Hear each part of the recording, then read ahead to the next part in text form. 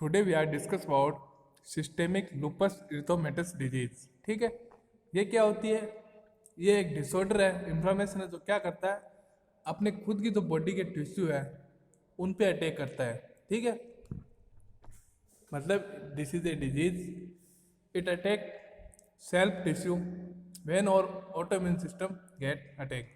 ठीक है, SLE is a chronic multi system inflammatory disorder of autoimmune, मतलब जो अपना ऑटोइम्यून सिस्टम है उसका इंफ्लामेटरी डिसऑर्डर है, जो क्रोनिक है, सीवियर है, और मल्टी सिस्टम मतलब एक सिस्टम से दूसरे सिस्टम को अफेक्ट, जैसे जॉइंट है, किडनी है, हार्ट है, लंग्स है, इन सबको क्या ये अफेक्ट करेगा। ठीक है, मतलब मल्टी सिस्टम मतलब कोई एक पर्टिकुलर सिस्टम का डिसऑर्डर नहीं है, ये सारे जो सिस्टम है उनको अफेक्ट करता है। मतलब क्योंकि ये ऑटोइम्यून है, अपनी जो प्रतिरोधक क्षमता है वही है कि मान लो कि आपका तो ऑटोइम्यून सिस्टम है, कोई इंफ्लेमेटरी डिजीज क्या करता है, आपकी जो खुद की हेल्थी सेल्स है, हेल्थी टिश्यू है, उस पर वापस अटैक करता है, तो उसको बोलते हैं systemic lupus erythematosus disease. Etiology predominantly in young women, जो यंग एज की वुमेन होती है सबसे ज़्यादा उनमें होता है। ठीक है, और चाइल्ड बियरिंग एज वुमेन, जो रिप्रोडक्शन एज होती है बच्चे पैदा करने की लेडीज की, उन एज के अंदर सबसे ज़्यादा होता है। जेनेटिक फैक्टर प्रोडिस्पोज जेनेटिक फैक्टर मतलब जो जन्मजात जो जेनेटिक फैक्टर है, जो माँ से पहले से अगर किसी में हो तो हो सकती है। फिर है hydralazine procainamide cause reversible lupus like syndrome.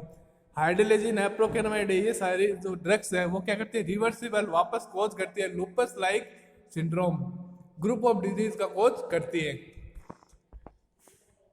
फिर है क्लिनिकल फाइंडिंग, क्या देखते हैं।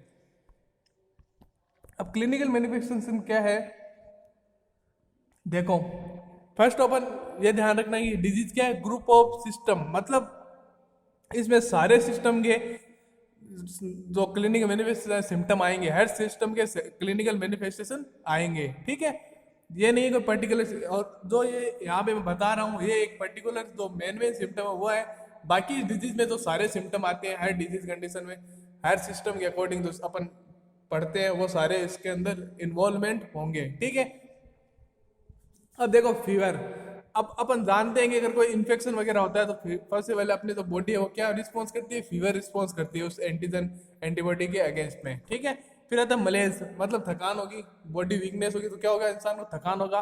फिर आता है पॉलीआर्थराइटिस, इसमें क्या होगा, एक से ज्यादा जॉइंट के अंदर क्या होगा, इन्फ्लामेशन प्रोड्यूस होगा। ठीक है, नेक्स्ट है जॉइंट पेन, अगर जॉइंट में इन्फेक्शन है तो क्या होगा, वहां पे पेन होगा। फिर है बटरफ्लाई इरिथमा, जो आप इरिथमा है ये एक स्कार फॉर्मेशन जैसा होगा, और आपकी जो स्किन है उसके ऊपर बटरफ्लाई शेप का एक तख्ता बोलते हैं इरिथमा, जैसे अपन को खुजली वगैरह होती है वो निशान बनते हैं ना गोलू, वैसे इरिथमा बटरफ्लाई शेप का एक इरिथमा बनेगा। फिर अल्सरेशन ऑफ स्किन, जब ये डिसऑर्डर स्किन को अफेक्ट करेगा तो क्या होगा, स्किन पे अल्सर, वुंड, घाव वगैरह होगा, पस होगा, वो परपुरा, पासुल, इकाइमोसिस आप पड़ती है वो सारे स्किन पे, निमोनाइटिस, जो लंग्स की जो सेल्स हैं उनमें इन्फेक्शन होगा, प्लूरल इफ्यूजन जो कैविटी है उनके अंदर एयर फिल होगा। ठीक है, स्पेस घाव बनेंगे, अगर अल्सरेशन फॉर्मेशन होगा सेल्स के अंदर घाव बनेंगे, कैविटी ऑर्गन में घाव बनेंगे तो वुंड होंगे, तो उससे क्या होगा, एयर इंटर करेगी और एयर एयर बाहर नहीं निकलेगा और एयर वहां पे एक्यूमुलेट होगी, जिसकी वजह से क्या प्लूरल इफ्यूजन होगा, हाइपरटेंशन होगा, अगर ब्लड सेल के अंदर एक्यूमुलेशन होगा जाएंगे। ठीक है, ब्लड ऑब्स्ट्रक्शन करेंगे तो क्या होगा, ब्लड प्रेशर इंक्रीज होगा क्योंकि प्रॉपर ब्लड सप्लाई नहीं होने की वजह से। फिर स्प्लीनोमेगाई, अगर देखो स्प्लीन है वो लिम्फेटिक सिस्टम का क्या है, मेजर ऑर्गन है। ठीक है, अब मेजर ऑर्गन है तो वो क्या करता है, रिस्पॉन्स बॉडी को रिस्पॉन्स करता है, जब ऑटो इम्यून डिजीज वगैरह होती है तो ज्यादा रिस्पॉन्स, जिससे क्या है स्प्लीन के जो साइज है, तो स्प्लीन का जो एक्चुअल स्ट्रक्चर उसमें इनलार्जमेंट होगा, जिसको बोलेंगे स्प्लीनोमेगाली। फिर है सीएनएस चेंजेस, क्या होगा, हेडेक होगा, मतलब सेरियस नर्वस सिस्टम में अगर लूपस इरिथोमेटस डिजीज होती है, अगर उस सिस्टम में पहुंचती है तो क्या क्या सिम्टम आते हैं, हेडेक होगा, पर्सनल चेंज होगा क्योंकि अपन सही तरह से कॉन्शियसनेस नहीं रख पाएंगे, किसी काम को नहीं कर पाएंगे तो क्या होगा, अपनी जो कॉन्शियसनेस पर्सनैलिटी है वो चेंज हो जाएगी। फिर ischaemic stroke, proper blood supply नहीं पड़ेगा तो स्ट्रोक होगा। ठीक है, ऑक्सीजन की सप्लाई नहीं होगी। फिर अगर सीजर, अब नॉर्मल इलेक्ट्रिक एक्टिविटी होगी ब्रेन की, क्योंकि प्रॉपर कंडक्शन सिस्टम है वो मेंटेन नहीं होगा। ठीक है, इम्पल्स का जनरेट होना, वापस जाना। ठीक है, अफ्रेंड नर्व का प्रॉपर कंडक्शन होगी, जिसकी वजह से क्या होगा, सीजर आएंगे। और ग्लोमेरुलोनेफ्राइटिस मतलब तो ग्लोमेरुलस पार्ट है किडनी का, उसमें क्या इन्फ्लामेशन होगा, ठीक है। फिर अगर एडिमा स्वेलिंग होगी, और जो ब्लेडर है वुंड है, उनमें क्या वुंड होंगे, ठीक है। फिर है पेनकेटाइटिस, जो पेनक्रियाज है उसके अंदर क्या होगा, इन्फ्लामेशन होगा। और बाउल परफोरेशन, जो आपकी बाउल किसको बोलते हैं, लार्ज इंटेस्टाइन, उसमें क्या परफोरेट हो जाएगी, उनकी इन्फ्लामेशन होगा, स्वेलिंग आएगी, तो उसके क्या होगा, जो अपना प्रॉपर जो कोलन है, सिग्मोइड कोलन, जो स्टूल पास आउट होना वो प्रॉपर सही कंडीशन से नहीं हो पाएगा। तो ये क्या है, ग्रुप ऑफ डिजीज सिम्टम्स है, इसके अंदर जो है शो करता है, ठीक है। और अगर किसी को हो जाती है तो इसका ट्रीटमेंट लॉन्ग तक चलता है। फिर आता है डायग्नोस्टिक इवाल्युएशन। फिर अपन देखते हैं डायग्नोस्टिक इवैल्यूएशन क्या होता है।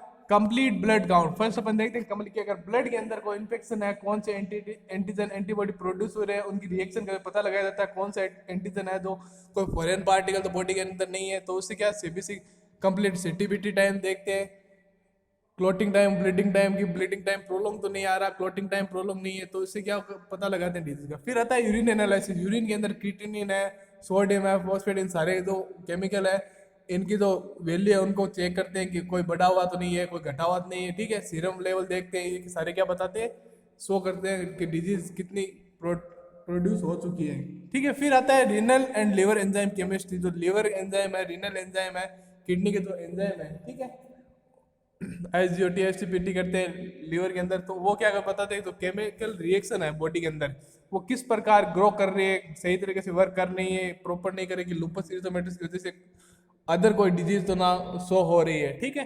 फिर आता है एंटी न्यूक्लियर एंटीबॉडी, जो न्यूक्लियस को बनने से रोकती है, एंटी न्यूक्लियर बॉडी जो न्यूक्लियस को ब्रेक डाउन करती है, बनने से रोकती है, मतलब आपकी जो हेल्दी टिश्यूज है न्यूक्लियस उनको अफेक्ट करती है, ऐसे एंटीबॉडीज को डिटेक्ट करना। फिर है फिर आता है ट्रीटमेंट। अब देखो ट्रीटमेंट, अगर ये जल्दी डिटेक्ट हो जाए माइल्ड के अंदर तो इतना कोई जल्दी थेरेपी नॉट नीडेड, ठीक है। गिवन एनएसएआईडीज टू कंट्रोल आर्थलेजिया, आर्थलेजिया मतलब होता है जॉइंट पेन होना, बोन के अंदर पेन होना, वो क्या होता है, तो NSA non steroid anti inflammatory, मतलब तो कंट्रोल करती है पेन को, वो ड्रग्स देते हैं माइल्ड डिजीज कंडीशन हो, ठीक है, ज्यादा अफेक्ट ना हो तो, ठीक है। फिर है hydrochlorine to reduce frequency of SLE, hydrochlorine drug देते हैं रिड्यूस करने के लिए, जो एसएलई है डिजीज उसको रिड्यूस करने के लिए, उसकी जो फ्रीक्वेंसी है अफेक्ट करने की इन्फ्लेमेशन बॉडी, उसकी जो फ्रीक्वेंसी को कम करते हैं।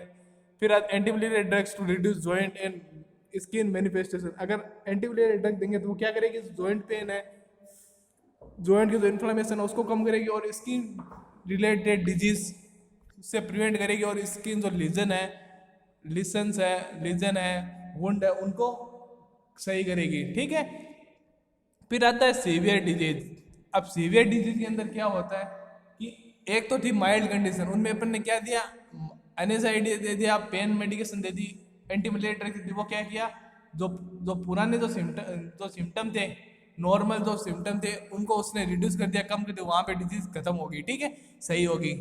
अगर अब मान लो पता नहीं चला और लेट होगी, तो वो क्या आगे टर्सरी फेज में सीवियर डिजीज कंडीशन होगी एसएलई की, तो उसमें क्या करते हैं, कॉर्टिकोस्टेरॉइड ड्रग देते हैं, तो फर्स्ट लाइन थेरेपी। तो इसमें क्या किया था, एनएसआईडी दी थी नॉन कॉर्टिको, इसमें क्या दिए थे, सीवियर डिजीज कंडीशन में कॉर्टिकोस्टेरॉइड को फर्स्ट लाइन मतलब फर्स्ट ड्रग ऑफ चॉइस मानते हैं एसएलए का, सिस्टेमिक लूपस इरिथेमेटस डिजीज का, अगर सीवियर कंडीशन है तो, ठीक है।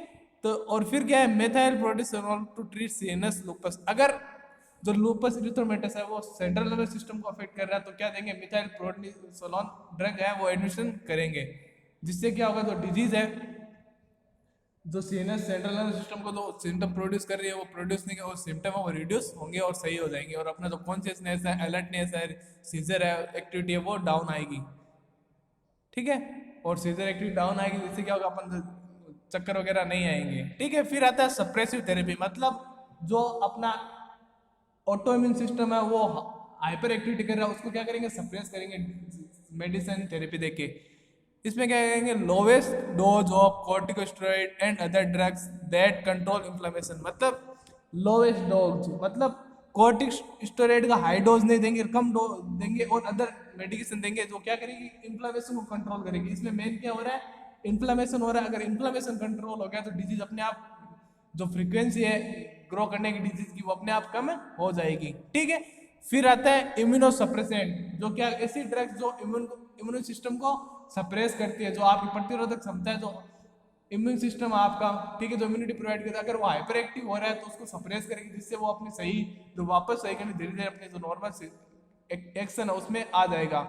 अब देखो अपन कॉर्टिकोस्टेरॉइड थेरेपी देते हैं तो उसमें क्या होता है, एथेरोस्क्लेरोसिस, फाइब्रस फॉर्मेशन हो जाता है, जो वेन है आर्टरी वगैरह के अंदर। ठीक है, तो उससे क्या करना है कि अगर आपको मॉनिटर करना पड़ेगा कि अगर कॉर्टिकोस्टेरॉइड थेरेपी दे रहे हैं तो atherosclerosis, fibrous formation, blood vessel होने से बचाने के लिए, प्रिवेंट करने के लिए ध्यान रखना चाहिए, मॉनिटर करना पड़ेगा इसको, कोई फाइब्रस फॉर्मेशन, एथेरोस्क्लेरोसिस कंडीशन तो अराइज नहीं हो रही है इनकी वजह से। ठीक है, और ये क्या है, ग्रुप ऑफ डिजीज है, तो इसमें सारे जो सिम्टम है वही प्रोड्यूस होंगे और उसके अकॉर्डिंग मेडिसिन प्रोवाइड करते हैं। ठीक है,